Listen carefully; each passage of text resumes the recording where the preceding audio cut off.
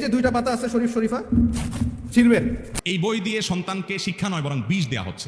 আসসালামু আলাইকুম সুপ্রিয় দর্শক মণ্ডলী, ইতিমধ্যে আপনার অবগত আছেন ক্লাস 7-এর একটি বইয়ের মধ্যে সমকামিতার বিষয়টি উল্লেখ করা হয়েছে। প্রথমত সেই সমকামিতার বিষয়টি উল্লেখ করার পরেই ডক্টর দীপুমণি শিক্ষামন্ত্রী থাকার সময়ই সেটা তুমুল আলোচনা হয়েছে। আলোচনা সমালোচনার ঝড় এবং আলেমদের এক পর্যায়ে সেই বিষয়টি নিয়ে বিভিন্ন সমাবেশ করা এবং তারা প্রতিবাদ পর্যন্ত করেছে এবং তারা বিভিন্ন মাহফিলে গিয়ে এই বিষয়টি তুলে ধরেছেন। পরিশেষে দীপুমণি সাহেব এই বিষয়গুলো নিয়ে কিন্তু তিনি একটু লজ্জিত হয়েছেন।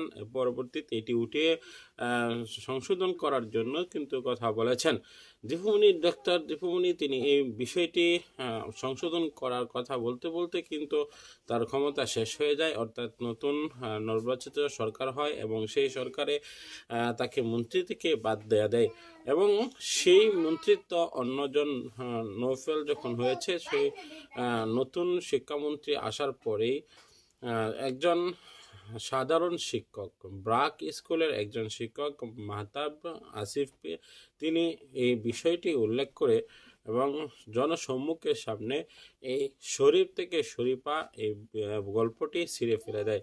তখনই কিন্তু সমালোচনার ঝড় উঠেছে। কেন এই গল্পটি তিনি ছিঁড়ে ফেলে দিল, আর সেজন্যই তার বিরুদ্ধে বিভিন্ন সংস্থা কথা বলা শুরু করলো এবং ব্রাক অবশেষে তাকে চাকরিচ্যুত করলো। ঘটনা তখনই কিন্তু তথ্য বিরাজ করেছে, যখন তার চাকরিচ্যুত করেছে, চাকরি থেকে তাকে বের করে দিয়েছে, তখনই আন্দোলনের পর আন্দোলন চলছে, সমালোচনা চলছে, কেননা এটা নিয়ে পূর্বেই কিন্তু বিতর্ক ছিল।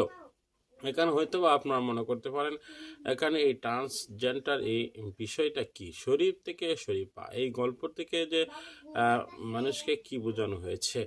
এখানে আমরা অল্প সময় আপনাদের কাছে এই বিষয়টি ক্লিয়ার করে দেব যে আসলে মূলত এখানে কেন এই বিষয়টা নিয়ে তোলপাড় হয়েছে সারা বাংলাদেশে।